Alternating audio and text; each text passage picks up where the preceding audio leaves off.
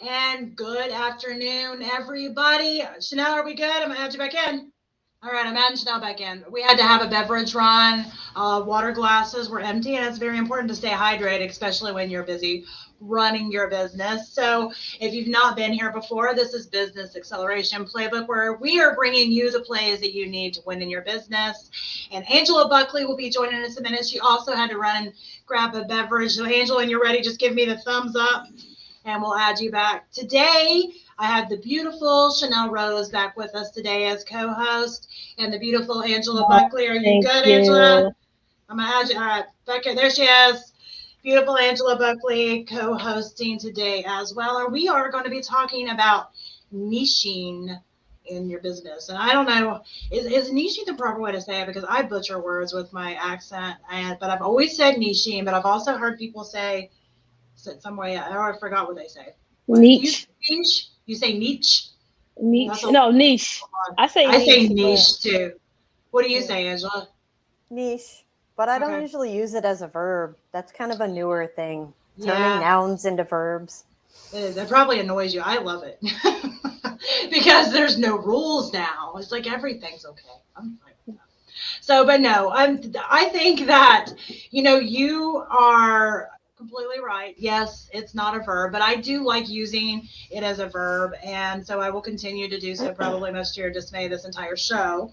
But I think it's important to talk about, how you are marketing yourself, who's your target audience, and for people that don't have any idea, this word that gets thrown around a lot. I feel like there's a lot of terms that get thrown around a lot in the business world now, that if somebody is newer getting into the business world, they may have a hard time keeping up. What the heck does that mean? And I think we kind of touched, maybe it was last week, on some of the acronyms even, and I don't remember if it was on the show or another show that I did, but anyway, we did talk about it. And when I first started in the business world, I was like literally Googling acronyms because I was like, I don't know what this means. And I'm in there like, yeah, we're definitely going to do that. And I have no idea what they're talking about. And I'm like Googling acronyms. And I have a feeling that there's a lot of entrepreneurs and small business owners, if you're newer to that world, may have no idea what we are meaning when we are using the term, niche, or niching down your target audience and, whatnot. But I'm going to shut up for a minute, let Chanel jump in and tell you a little bit about her and quickly where you can find her. And then Angela, you can do the same, and then we'll get into the nitty gritty of the show. well, hi, I'm Chanel Rose, and I'm your local favorite Airbnb host coach. Actually, I was really excited. I've been on a little bit of a hiatus. I like to be honest. COVID hit my family, and so we've been just adjusting to the impact of that. So I have been off for I think 3 weeks dealing with that, but I'm back. I did not have COVID, but like I said, it hit my family. But I want to talk to you guys about Nichingdown specifically because even though we had a very rough few weeks, it didn't stop my business. It didn't stop my income. And I think it speaks volumes to the importance of, niching down, understanding your clientele and having systems in place for success. And if you're looking for me, you can find me mostly on Facebook.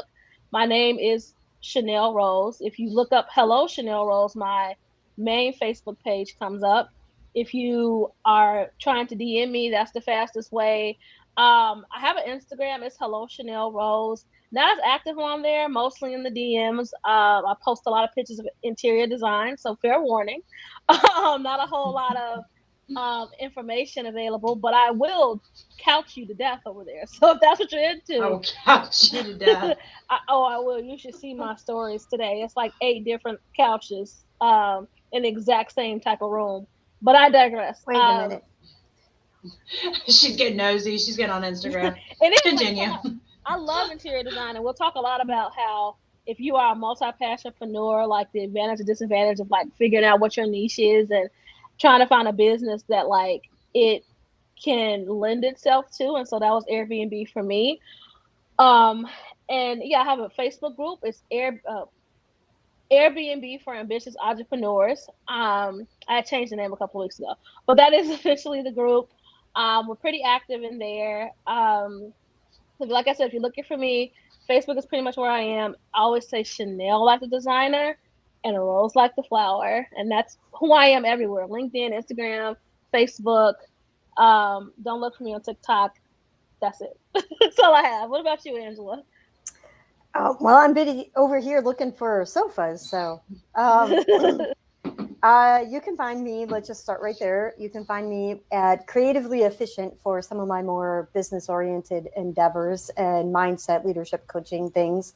And you can also find me on Instagram at Angela J. Buckley.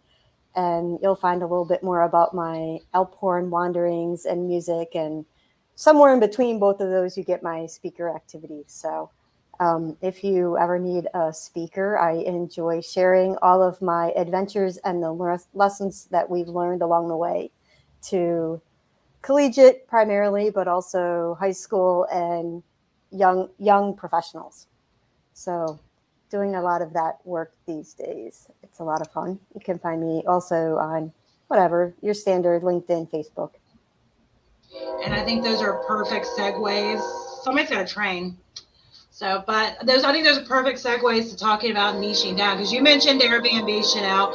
You mentioned Alphorn. Those are obviously niches, right? We are. And I think it's funny. And I fell into this early on thinking that I needed to market to all the people, right? You start your business, you have $0. Let's be honest, you have less than $0 because you just started your business. So you have like negative dollars. So, you just need all the money. So you make the mistake of thinking that you need to market to everyone and their brother, sister. And that's a huge mistake. And I can remember even in, the business world, hearing about, wanting to target down. I went to AMA for marketing. And of course, we talked about target markets and all that. But I didn't realize that was super important for me to do. And I think this is a very important topic for us to talk about today, because even somebody that came out of the marketing world, I understood target market, but the idea of really niching down and picking something super specific was still scary to me, because I needed all the dollars. And I think there's a lot of entrepreneurs that make that mistake early on, because they're like, well, I can't niche down. I've had them say it to me. I can't niche down because I need as many clients as possible. And so I want to really talk about, maybe did Chanel, I'll ask you first, because I know the Airbnb is newer to you. When you decided to pick the niche of Airbnb, was that something you were nervous about scaling down to, or was it something that came easy because you had done it a few times at this point? So I've done Airbnb in the past as like like a passive sort of quick money grab. But was it a fear? I think that the hardest part, and it's something that I have a course, a 5-week mastermind. It's not really a course, a 5-week mastermind where I walk people through the correct steps for forming an Airbnb. I think the hardest part, and this happens a lot for people who aren't successful, is they don't have a brand for the Airbnb. And I'm not talking about like a website, which you can do all those things, but in your first Airbnb, you have to get really clear about who you want to attract, because I'm not a video gamer, but if your house is like a video game place, it's fine. But, or if it's for sports people or whatever, but a lot of times people just cram a bunch of furniture in a bunch of places and then they put it on Airbnb hoping to attract guests. And so what I knew based on what was around me was I have to come up with a cohesive theme throughout the house and then build around it. And so I think that all the time we talk about niching down, we don't have enough conversations about niching down in our products. We don't have enough conversations about niching down even in our messaging. And so what ends up happening is you say, I want to work with systems people like Angela. And so you just talk about systems. And the problem with being just focusing on systems, which is a niche, right? Because it's an important part of business. But if I'm a business owner, what systems? Why are systems important? Like, what is the outcome? And so I think for me, I knew very clearly that, I've been a coach before. I've worked in sales. I've done large investment sales before. I've ran political campaigns. So no one is more clear about you can't serve everyone than someone who's ran and won political campaigns. Because the reality is that a district in Chicago is like 100,000 folks. It's statistically impossible to reach all of those people. even through TV, print, and mail and email, it's statistically impossible to reach every single person, right? And so you try to find what's most common around people and then build out on that. So was it hard? Initially, yeah, because there's this like I want people to like me thing that happens, I think, when you start a business. And so the problem with niching down is you want people to like you and to absorb whatever it is you're offering. But usually when it's your first business, you do a terrible job of attracting people because you don't really understand the necessity. And the example I've used with my clients in the past is if you break your toe, are you going to call a neurosurgeon? Right? An orthopedics is a doctor, right? A surgeon, a neurosurgeon is a doctor. But in reality, you probably don't need a neurosurgeon to assess your big toe, right? Like we understand in so many different arenas. If you want to get a patent because you came up with a really cool, what is that horn that Angela uses? Elk horn. Yeah, elk horn. I always think of it like the Ricola horn. Yeah. Right. I'm not an elk horn player, obviously. Right. If you come up with a cool one of those, right, you're going to go to a patent lawyer. You're probably not going to go talk to your local divorce attorney, right? Yeah. Because while they're both attorneys, they serve very different purposes. And so even when you're niching down, and I was trying to figure out, like, do I want to go after busy professionals? Do I want to go after couples? Do I want to go after girls trip type of environments? Like, where in this world do I want to exist? And so for me, it was I want to create, affordable luxury experiences. And so everything about my Airbnb screams affordable luxury, right? I use a lot of different tools to achieve that. I don't want to give out too much because I want people to come to my 3-day challenge. But once I figured out like affordable luxury was my happy place, I just started to think really clearly about, well, if affordable luxury is my mark, then maybe I don't use Dial soap. No offense, Dial. You can, we'll take your money. We'll advertise for you. Maybe I want to look for more of like organic soap, like little small things that may make a difference. And I don't offer Suave shampoo. I offer Tresemme, right? So like it's just a different way of me always reinforcing the fact that like this is a home away from home experience, but the details are definitely important. So that was, yeah. No, I think that's a perfect way of answering that. I'm all for the organic soap too, so that I digress. But I think that, picking, what you're passionate about, I think is always going to be the first step of figuring out how do you niche down. Because one mistake I've seen with people when they decide, niching, maybe they hear us talk today, they're like, that's it, I'm going to niche down, it's happening. So the mistake I've seen people make though is they try to niche down based on just the dollars alone, but there's no passion behind it.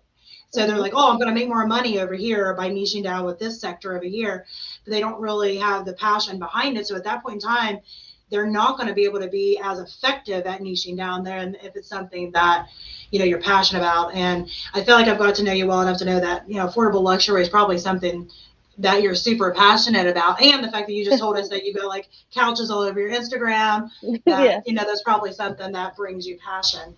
I do want to have Angela, are you able to talk? You're muted. But Angela jump in and maybe talk. She's yeah, okay. I wasn't sure. We've had trains and sirens. Okay. Oh, you were the train. Okay, good. Yeah, I'm the train. I have a train right across the street here. That's all right. You know what? It's a live show. That's how it goes. But now, I know that you've got a couple of things that you're also passionate about. What we mentioned outpouring earlier, we ended up bringing that up as an example because I don't know anybody else that does outpouring like in my whole life. So it's always usually a good example. So I might be an example of niching so far down that it's kind of difficult to get much smaller. Yeah. So you have like 3 people that can do it. And hey, now we had 24 signed up for our last concert in Ohio. That's a lot. And that's more people than I thought. 14 actually showed up. So they actually took a picture with a drone. Yeah. Looking down on top of all of us because they couldn't get us all in the great shots. So 14 is a really, really big number in the United States. But yeah, okay. So niching niching. The advantage, I think, in particular with this instrument, first of all, it's unique. So it has an optic associated with it. I'm only 5'1". My horn is 12 feet 8 inches. So when I'm walking around in stilettos, and I have stiletto hiking boots with my hiking dresses, like, not only are you offering something that's very unique, what we bring to it is also this combination of the education as well as the entertainment, right? So as a straight up, like, hey, let's go have a Saturday night concert, party all night long, we're not your only, there's other options. Where we are unique to the market really is that we can interface with young children, that we're bringing them into it, and we can as well interface with your party goers, but usually we're good for 30 to 60 minutes, not 3 to 5 hours, right? Like if you have a rock band, you're delivering something different. But the value that we have is we're able to bring entire families together with one instrument. And that is really hard to do, right? Like we have grandpas and we have little kids. On Sunday, I had a little 18-month-old dancing in front of us and her little dirndl, and I mean, it was just a farmer's market event, but never say just, because the money is good, the work is there, and the enjoyment was 100%. Like the little girl dancing around it makes your entire week, right? And I would say heritage plays into that, right? Not to interrupt you, but it was just, they hit my head. I'd say a lot of heritage probably plays into that, because I mean, it's not a common instrument that you pick up in band at school, or, not typical in your garage bands, so I'd say heritage, and I'm speaking because I have no idea, but I'm assuming plays a big role.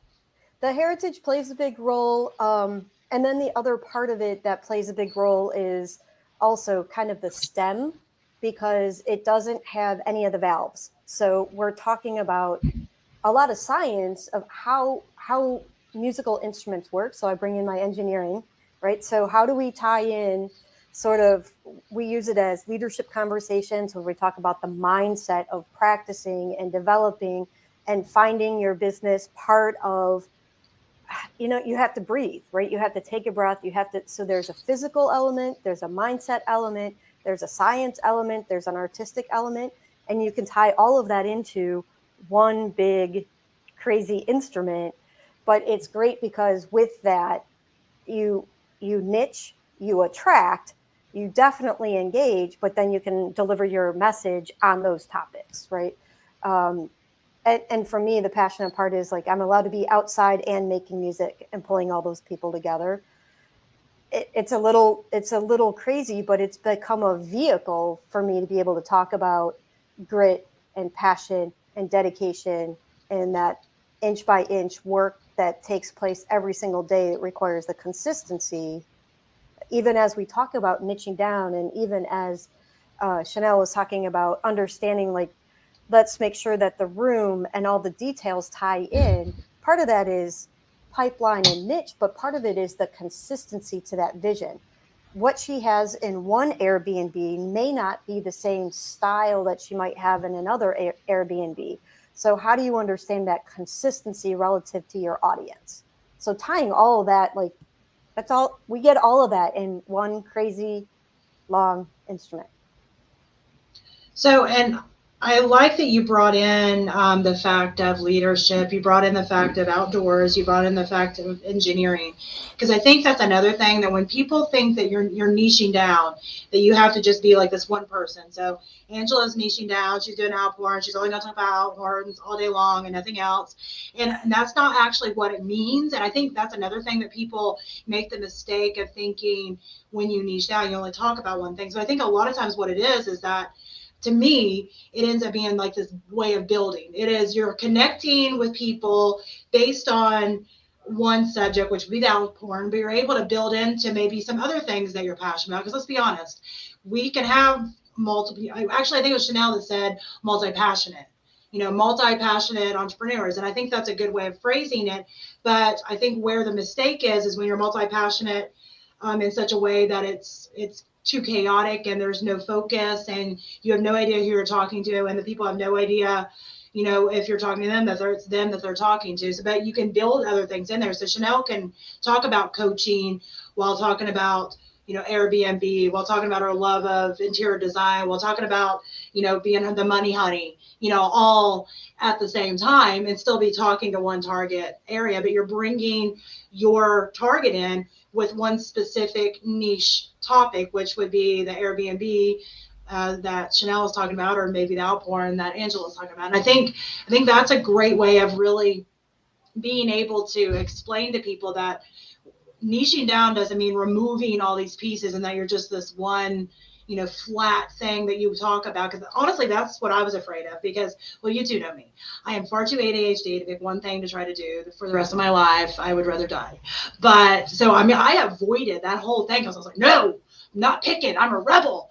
And I actually think I've said that. I'm a rebel on it but I think it was more of understanding that you can niche down on a mastermind or a workshop or a conference or an offering or whatever the case may be. And you don't have to niche down your entire life till you just do the same thing day in and day out. Because honestly, that's the reason a lot of us got into entrepreneurship anyway, is because we're dreamers, we're visionaries, and we like to do different things. So that's kind of, again, I'll stop talking. But Chanel, you looked like you wanted to say something, or maybe. Oh, no? Sorry, I was on mute. You're good. I was just agreeing with you. I think that, especially if you're just starting out, you just have to be patient with yourself. And you get a lot of really bad advice starting out, mostly because it's free. And so people say things to you that are very intimidating. Who do you serve? Do you have a value statement? Like, what's your mission, right? And the reality is that when you first start out, you tend to, whatever you were doing in your corporate career or your professional career, is what you immediately try to do in your entrepreneurship journey. And for some people that works out well, right? If you went to school to be a hairstylist and now you want to open up your own salon, obviously you're marketing those same skills. But a lot of times what you end up doing in entrepreneurship doesn't look similar to what you do and what you've been doing. So for example, I've never worked in a hotel. Fun fact, I probably applied to 100 hotel jobs, everything from front desk agent on to positions in HR, positions in community relations, DEI roles. I mean, literally from front office to all the way through corporate culture. And I have never, ever been able to get a job working for a single hotel. My passion had always been to be a hotelier. Like, I always knew that this was something I wanted to do. The truth is, working the way I was working, I'd probably never amassed the income to leverage as collateral to get the lease or the mortgage on a hotel. It just wasn't going to happen. And, they sell you this dream of exchanging time for money as the way to get what you need. The truth is, you have to make very calculated risk and constantly be in a stress phase of, risk, reward, worse risk, reward, right? Like, you have to just have the stomach for it. And so we talk about all the time, sometimes things work out really well and sometimes they don't.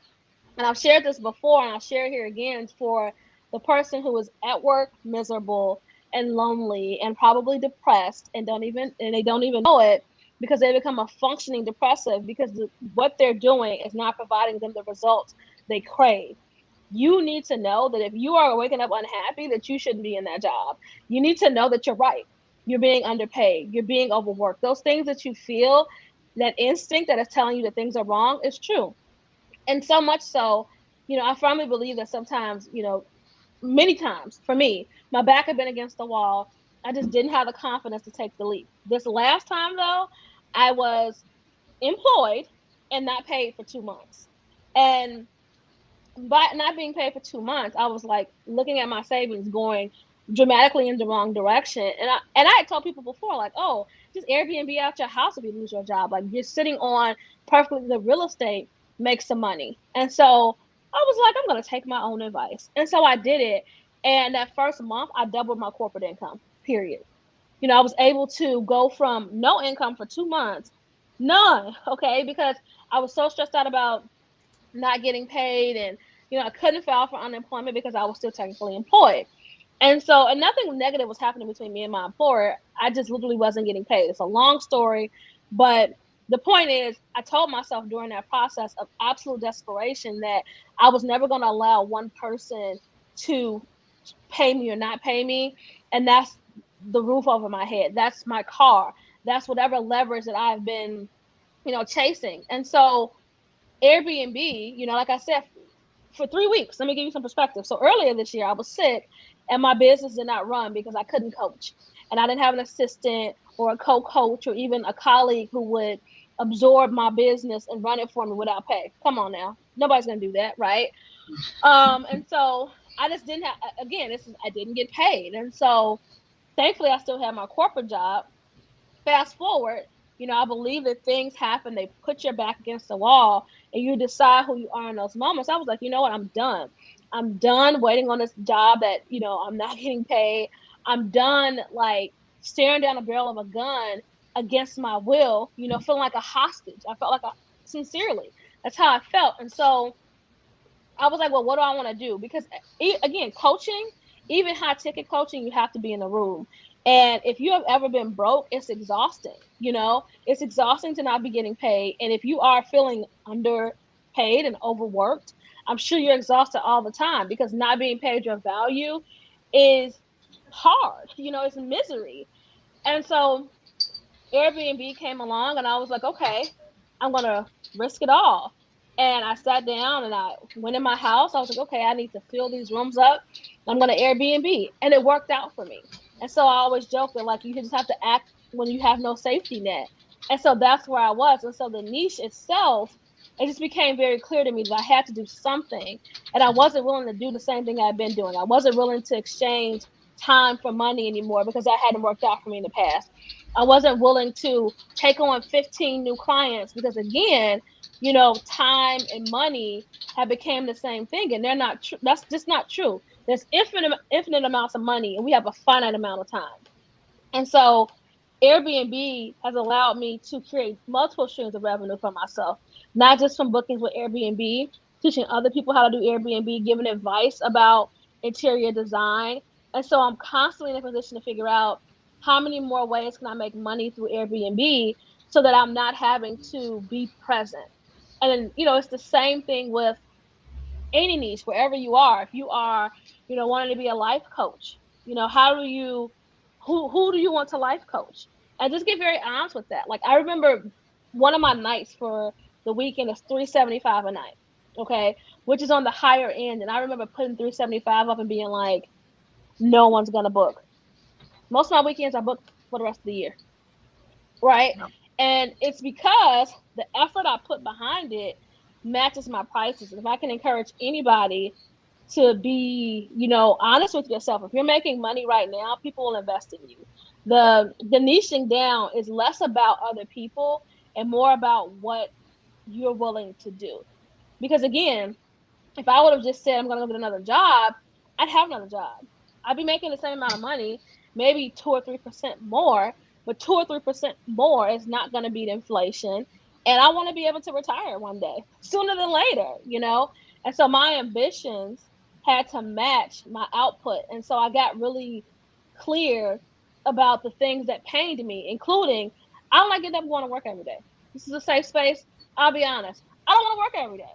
There are some days where I just want to lay down and, maybe wash my hair and get dressed and do nothing. I enjoy this. I know this may seem strange to y'all, but sometimes I just want to get dressed and do nothing. So, and I have to still though pay bills. And so if you're trying to figure out how to niche, don't start with your business, start with your personal life. What are the things that you just want to do, that you just crave? I can remember wanting to like wake up at 9 o'clock. That sounds strange. I was like, man, I wish I could just wake up at 9 o'clock. I could work till like 8 p.m. If I could just wake up at 9 or 10 and I do what's called a slow start in my morning. So when I got into business, I did not take appointments before 10 a.m. Like, just like as you're investing in your business and you're talking about niching, we don't talk about the personal niching that you need to do to be successful. Like, don't schedule 8 a.m. meetings. If you're not an 8 a.m. person, don't do it. conversely, if you're not a 5 p.m., 4 p.m. person, don't schedule meetings at that time. You may feel like there's more money to be made, but it's not, because you'll just be miserable and tethered to this thing that doesn't bring you joy. And it'll probably be worse as an entrepreneur because you have to like work for the money versus like if with an employer, you can kind of, maybe coast until the 5 p.m. some days.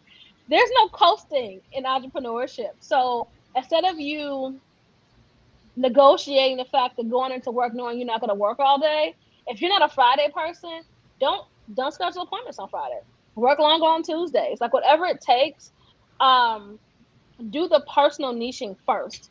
Because once you know what the value is for you, like the value add in your life first, then niching down and deciding I only want to help women named Angela or I only want to help women named Maria becomes, first of all, you still be rich because there are like a lot of Angelas and Marias in this world across all sorts of cultures. So you'd be A-okay. But before you decide that that's where you want to land, figure out what in your personal life. Do you want to be able to take your kids to school? Do you not want to take your kids to school? Also an option. Whatever it is, listen, I've heard things about the drop-off line that give me hives with the things that people do to try to be first, or in the pickup line. Like whatever it is that brings you joy or creates pain for you, just you intrinsically, figure out those things first, and then the rest of it, it's crazy as it sounds, will start to take care of itself. Because then you'll realize, and then I'll stop. I know I'm on a tangent, you're good. but a good example. So I only help people who are available from like 9:30 on a good day, but typically like 11 to 3. So who are those people? Those are like mid-career professionals or higher who can pay more, right? Who have more control of their time, who can manage the fact that I can only handle them during the day, who are not looking for after work help. And it's not to say that people who require after work help do not have a big income. But what I am saying, though, is that my output is going to be different. My price point is going to be different, because I know that if we need to meet for an hour on Thursday mornings, you have to be in control of your calendar. And for the most part, early career professionals typically don't have control over their calendar. Even early mid-career professionals don't. But after you've been in your field for 12, 13 years, 14 years, 15 years, and so forth, you can say, I got to be out of here on Thursdays from 10 to 11, or I have a monthly doctor's appointment on whatever day. Like those are the professionals that I work with, because I knew that I needed to be able to work during the day. What that also means, though, is that my price point is higher. So I don't really get the advantage of... She vanished. She'll be back. No, she'll come back. Go ahead. Yeah, I don't get the advantage of doing more generic work, because the lower price point people need more of like a quick start guide. Yeah. I don't do as much of that because I don't have... Hey, Angela, welcome back. Sorry. That's okay. Happy to see you. I was like, uh-oh, she vanished. I've offended Angela. She quit on us. No. I was hanging on your every word, and then you were just gone. Well, no, I hope that this like helps people understand. But like my last and final thought is, I'm in that space, and so therefore, I know that my output has to be different, but I didn't understand that in the beginning. And so I was trying to shuffle $17 products for people who had, multiple hours during the day free. They don't want, what are you going to say, Angela? I'm 100% agreeing with you. And my first job first entrepreneurial adventure was a complete disaster, because I didn't understand everything that you are saying. So I met everybody on their time and their hours at 4 a.m. and 6 p.m. and every hour in between. And I ran myself ragged, and honestly, I made like no money. And then the second business that I opened, I made more money in like 1 month than I had made in 2 or 3 years put together in the first one, right? Like learn from your lessons. It's crazy. It's crazy how setting those boundaries, and I didn't realize that was the thing. I just, like we were taught to go do, hustle. So I hustled, but I ran myself down. Well, and I think it's important to kind of talk about, I think, Chanel, you said something about values, and it always comes back to your priorities, your values. And, I feel like I can say this now because I've started several businesses at this point. And like every time at the very beginning of starting a business, and I made a post about this a couple of weeks ago or a week ago or something, but every time I start something new, I go through this like newborn phase again of where I'm like, what the heck did I do? Because I've lost my balance for that moment. And I think it's important to say this because if somebody's out there listening and they just started their business and they're like, yeah, Chanel, I really want that balance. And it is hard to get it at the beginning. And I've done it numerous times. A lot of people that follow me know this. I just started a coffee shop.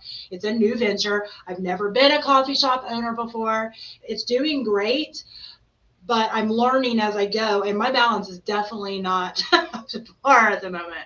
And Stacy was on here a minute ago, and she can tell you because she's the one that I whine to all the time, like, ah. But I mean, it's okay short term. It's going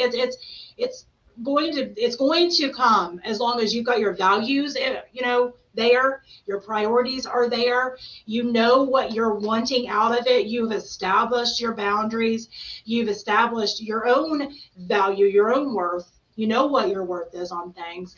That balance, you'll find that balance. The beginning phase is going to be a little bit hard. I think also, it was also you, Chanel, that said it early on about just the struggles of, kind of falling on your face. I don't remember how you worded it, but falling on your face here and there. It was like good and then bad and then good and then bad and then bad, good. And, that's how it is. I mean, anytime I've started anything new, I've had that same everything was so good, going smooth. And then Maria gets this like brain idea, ooh, it'd be so good to start a coffee shop. Let's do a coffee shop. And I do think it's a good idea, but I've had my moments exhausted, where I'm like, what did I do? Because I lost my balance for the moment. But short term, I've told myself it's okay. Now I did give myself a limit. It should be good by this date on where it can manage its own, I guess, life at that point, business life at that point. But, I do think it's important to kind of mention that because if you are a serial entrepreneur, or maybe you're somebody that's kind of going from,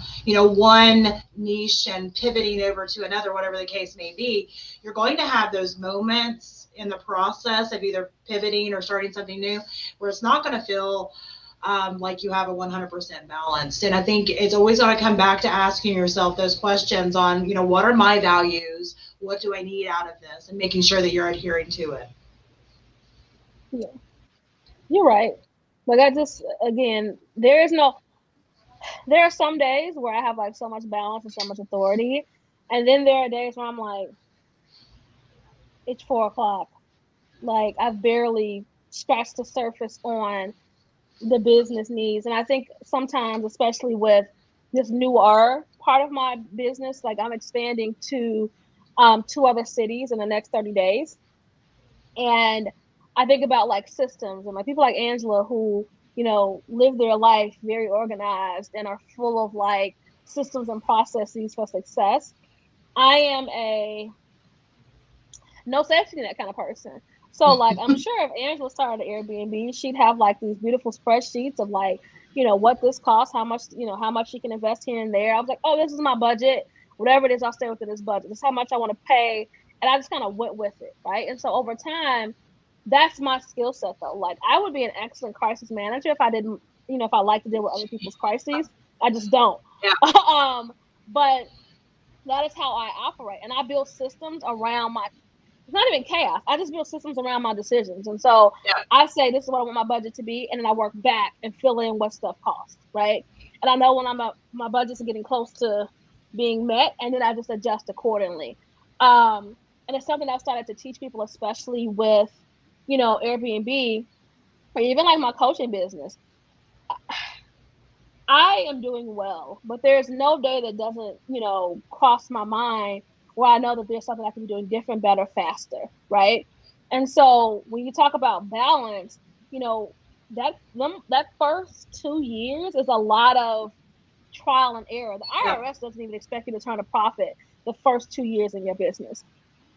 And one of the things that I've learned is to be much more patient with myself, and I know people say that all the time, but in your niching down, you have to understand that there's going to be a lot of error and a lot of trial.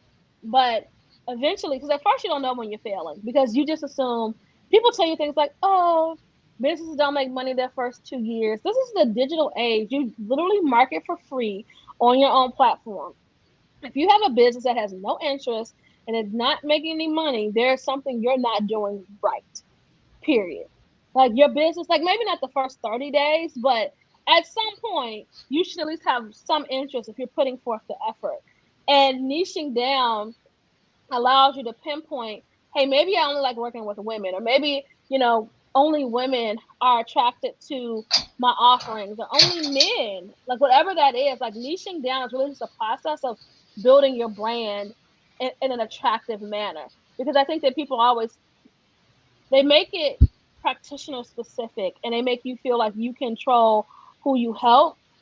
And I'd argue that when I first started my business, like my very first coaching business, it was just people who wanted to run for office. Share an example. Let's talk about the second business I started. There's no comparison between that. When I decided to do business coaching, I was like, oh, I want to only help women and like moms. And you know what was happening? I was posting. It was like overwhelmingly men. I was like, you are not a mom.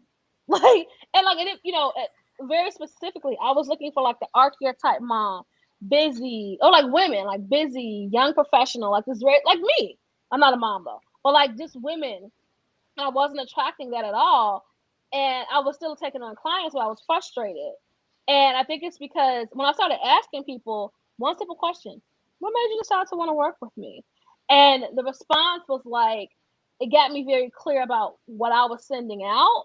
And a lot of times it was just men thought I was pretty. But that's a conversation for another day. That was what hit my head. I'm not gonna lie. So I was like, I know why they were checking you out. Yeah. Listen. It took me a minute to figure out that like people will book the call, and we'll talk. We need to have a segment on that, like the people's ill intentions for because they think it's like a date. Yes. That's why my Calendly link is no longer available to people. And when people book me without my consent, I'm like, hey, who gave you this link?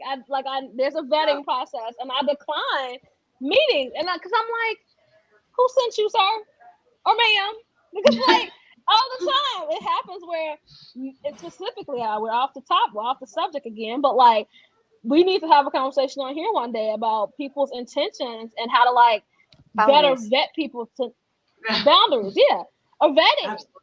Because I think in the beginning you don't think you should vet people, but I think it's part of the topic though, because if they're not, if you've decided your niche area, they're not your niche. I mean, I think it's in the same topic. It is. I just didn't know. By default, when you niche down, you are turning away other opportunities in pursuit of your passion, your focus, and where you can best serve, right? So you're not saying, hey, I don't like you or something. What you're saying is, I believe there's a coach who can better serve your needs. And I'm going to serve my market with my skill set to the absolute best of my ability and allow this coach over here to do that for you. Absolutely. Or a better way of saying it, you only make yourself available to people who you know you can best help. Because I don't like turn down opportunity is probably like scaring the crap out of folks who are watching. They're like, no. You're right. Yeah. Now, who is it that said the best definition of marketing is you're pushing away the people that are not from you while you're bringing in the people that are for you? I mean, I think that that's the way to look at it, is when you're marketing out in such a way, your people, the people that are for you, they're going to know it's them. They're going to be like, that's me. And they're going to be drawn to you unless they're the weird man that's just wanting to e-date Chanel. But again, we'll talk about that another day. But but other than that, I think it's one of those things that, people will be able to see themselves in it, and they'll be able to realize, hey, she can help me or he can help me, with this issue. And I think that's the importance of the idea of niching down, is it's for both parties, right? It's for, me as the entrepreneur to already know my vetting process, because I'm pushing it out there. And also, so there's a little more clarity and less of the vetting that's having to happen, because the people that are being drawn to you, they already know it's them. And I know I'm bringing it back to what your Airbnb, just because I know that's semi-recent. If somebody reads your group, they know what it's for. They're not like, I wonder what this is for, because it's right there in the title, super clear. They can tell it's for entrepreneurs that's interested in Airbnb. So it's super clear. They're not guessing and wondering. And I know, and I've been guilty of this as well, is I think of these like cutesy names, like, ooh, that's cute, but nobody knows what the heck that means except me. Nobody knows what it means. And so I make the mistake every once in a while, even still. I'll make it because I'll come with this name and I'm like super proud. I'm like, ooh, look at this. This is good. And until I have one of my team members, one of my friends go, what the heck does that even mean? And then I have to trace it back because, simple is always going to be best because there's clarity in it. Yeah. And that's what attraction is, right? Like, if you've ever done online dating or you filled out an application, they ask you very specific things, like, where do you live? What's your birthday? How many years of experience do you have in this? List your job title and roles. Like, I think that we want to be different so often. And there is profits and similarity, right? And I use this example all the time. So Airbnb, one of the biggest pain points, I'll share this as vaguely as I can. One of the biggest pain points is fear of competition. And what I would say to anyone about competition is you want to be in the room with competition. The NBA wouldn't exist if they didn't play games against one another. The NFL wouldn't exist if they didn't play games against one another. It'd just be a bunch of guys on a local field. There would not be any income around that. There would not be a certain skill level that we see. But those guys are together every whatever day, constantly, right? And they advertise, Bulls, Bucks, Raiders, Bears, whatever, right? Like, they don't ever say, oh, I don't want to be compared to this person. The best team and the worst team, they're still football players, right? The best team and the worst team, they still play hockey. I don't understand hockey at all. That's why I don't reference triathlon. it. But say, triathlon. What'd you say, Angela? She said triathlon. Yeah, triathlon. Like, yeah, like you don't want to. You go with people who have similar skill levels. I want to do a couch to marathon, right? I'm not running with Angela. As nice as I think she is, I'm not doing that. I'm not embarrassing myself. I don't want to slow her down, right? I know how to do this. I know how to coach through that coach to 5K. Don't worry. I got you. Right. She'd have to coach me. But I'm just saying, if I decide I want to run, I wouldn't just go pick my marathon runner in front and say, hey, let's run together. Our skill sets are not the same. I would get a coach, or I would find some program that suits my needs at the time. And that's what niching is. And you will find that there are couch to 5Ks. There are couch to marathons. The commitment level is different. The aggression towards the goal is different. And the reality is, like, it's the same thing with niching down. I know I just use sports, but it's the same thing. And when it's, in any industry. And it's the same thing with doctors, right? Like we talked about, you won't go to a neurosurgeon if you have a toothache. I mean, you might, but you might not get that appointment. You may not get the results that you want. And it's not because they aren't qualified and they're not doctors or they're not a good coach. It's because you need to go where your people are. And so if you do an Airbnb, sure, you could be the lone Airbnb in rural Iowa. Okay. Right? But then, like, what's attracting folks to rural Iowa that your Airbnb is marketable to them? Is it going to be like the parents' getaway, the girls' night, whatever? If you want to be a systems person, there's some advantage of going to Silicon Valley, right? But maybe you stay in Ohio, for example, but you get certifications that people will notice, like, oh, you're Google certified, you're Facebook certified, and you align yourself so that you can market, right? Like, that's still niching down, but you want to be able to compete. So if you're a new entrepreneur and you're like, oh, I want to be I saw this group the other day, and I'm just a very curious person. So I joined it because I was like, oh, maybe this is for people who do vacation rentals. But it was the strangest title of a group, and it had like 19 people in it. And I don't even know what made me decide to join it. But inside of it was like a bunch of gems, like really, really helpful information. And I was like, it's not my business, so I shouldn't get involved. But I really wanted to message them and say, like, hey, you want to hire me as a coach? I think you have a great program. I just think that you are not marketing it to people who would ever want to purchase from you. And right on their Facebook group, they had, I mean, it was the most organized Facebook group, and it had been up for almost 2 years. And this person had just been posting, posting, posting with no growth. But that's the problem with not niching down, right? Because if you're very clear about being a football player or being a basketball player, then you do that really well. When Michael Jordan was playing for the B team for the Sox, he wasn't advertising for the Bulls, even though he eventually went back and played for the Bulls. The point is that, like, do what you're doing in that moment and do it really well. And niching down is about understanding that you might be a couch to 5K person. You might be a triathlete, right? Like, your goal might be triathlete, but maybe you want to start, you know, if you don't know how to swim, maybe you want to learn how to swim first, right? And like, that's what niching down is. It's teaching you, like, yeah, I can run, I can ride a bike, but I don't know how to swim. Well, don't go join the marathon program just yet if you can't swim, because the triathlon requires swimming, right? Like, that's what your niche does. It teaches you what you don't know, and it allows you to attract folks in your same ecosystem, if that makes sense. So I think the challenge is how to niche down. Like, for example, you were talking about that disorganized Facebook group. So I don't know what one it is.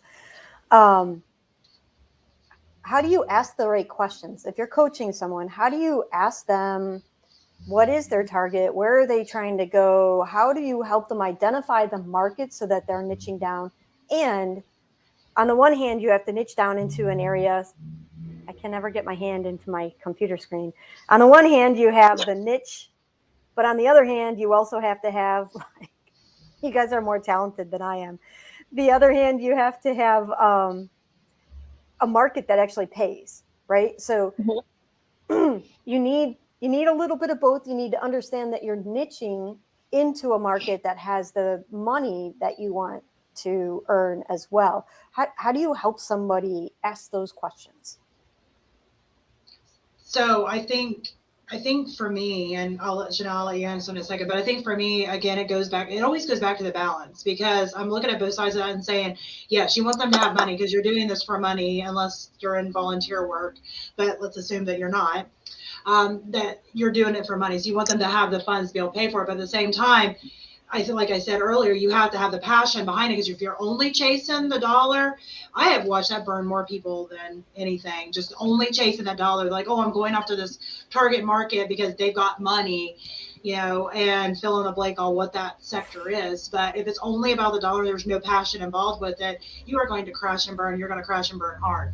But also on the other side, if, you know, you're picking and I have a couple of, I was thinking, there's a couple of business, I guess, niche areas that it's definitely not a moneymaker.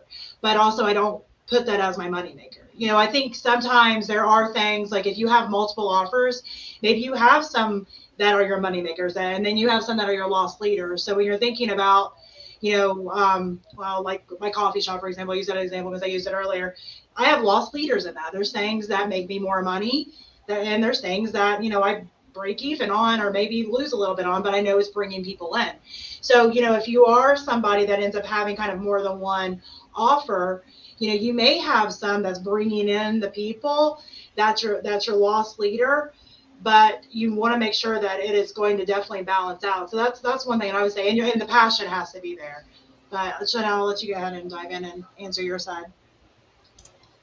I guess, like, how do you figure out how to ask the right question? There's so many great ways to network with folks. And I think that, not to be the Debbie Downer in the room, but the pandemic really, really created access to people in a way that did not exist. You know, people are used to doing virtual meetings now. They are accustomed to flexibility. They're accustomed to maybe your kids in the background crying, so you go pick them up and bring them, and you lay them on your lap, and they can see your hand petting their head to soothe them. Like, we live in this world now that is, in the best possible way, made us more connected. And because of it, I think that people are less reluctant to be helpful. Step one, what is your niche? So maybe you want to do masterminds, like you firmly believe in getting folks in the room who can help one another. There are mastermind groups on Facebook. There are people who specialize in masterminds on LinkedIn. Maybe you do business to business sales.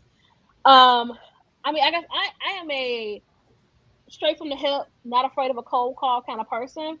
Get an email that you can believe in and email people and say, hey, I'm doing a survey. I just want 15 minutes of your time to understand what your business needs are. I don't want to sell you anything. Maybe down the line, I'm looking to help, have some clients, but I really just want to know, what are your needs? Posting on different Facebook groups. People love to talk about themselves. So you can ask, what's your biggest pain point about customer service in your business? And people will say it's hiring. People will say, oh, well, I just don't do it because I don't have enough time, or I don't have great customer retention.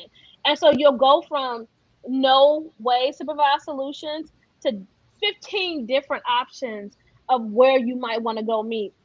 The truth is that most of the time, if people are willing to sit down and tell you what their pain point is, they're probably willing to at least pay to figure out how to solve it. And then you decide, do you want to be like a Stacy, where you come in and you train people so you take the pressure off of the business owner, or do you want to just provide trainings that are a la carte that people can serve themselves, right? So like, it's a matter of reaching out. You got to be vocal. I can remember not ever wanting to post about my business on Facebook. Now it's like 85% of what I post about. I tell people that I have sales. I tell people that I have Airbnbs. I tell people that my coaching is coming and it's going to have to be paid for. And I don't shy away from the fact that, people need your help. And so you have to put yourself in a position to help people. And how do you do that? You literally ask those same questions. What are your needs? There's probably a Facebook group. If you want to help moms of children with special needs, I guarantee you there's a group or a dozen out there on Facebook. If you want to help, for me, like my hair's dyed blonde, so I experience some breakage sometimes. If you want to help people with like preventing hair breakage, there are hair care groups out there. Like, your niche exists and they're waiting on you to ask them what they need. And then you should always build your products around their needs, always. So you should not just be putting stuff out because you think what's best. It'll never sell. Take it from me. It'll never, ever sell, ever. But if you ask people what they want and what they need, it'll fly off the shelves every time.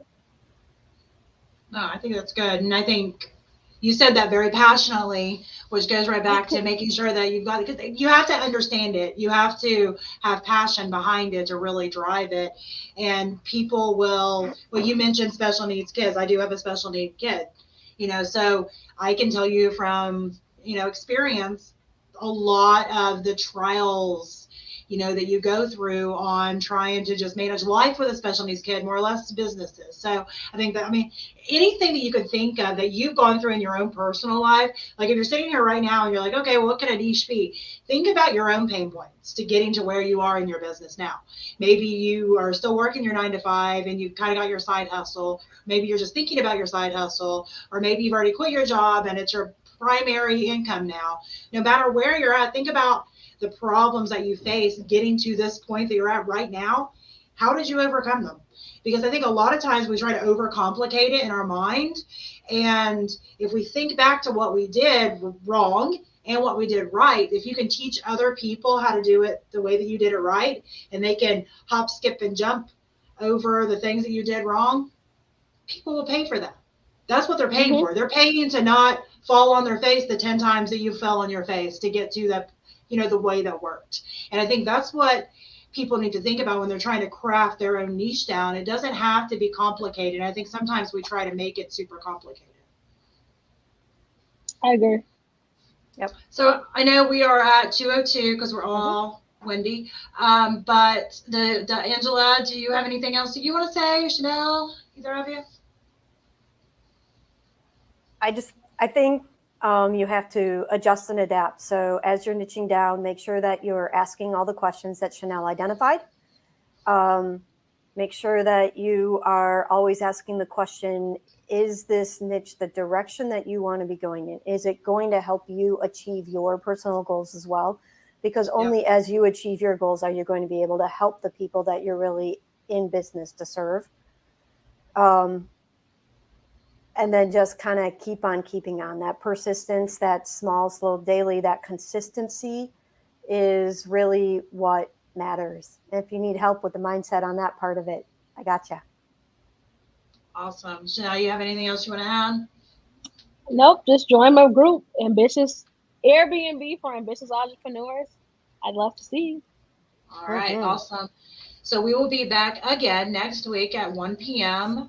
for another episode of Business Acceleration Playbook. And thank you, ladies, for joining me today. And you can catch the replay on YouTube, on Facebook, but also you can catch it on Roku Thursdays at 8 p.m. So if you want to catch us out there, you can. And make sure you click like, click share, because that's what we're here for, is to help all the entrepreneurs and small business owners out there, to help them win in their business. So Thank you, and see you all next week. Thanks. Bye. See you guys. Bye.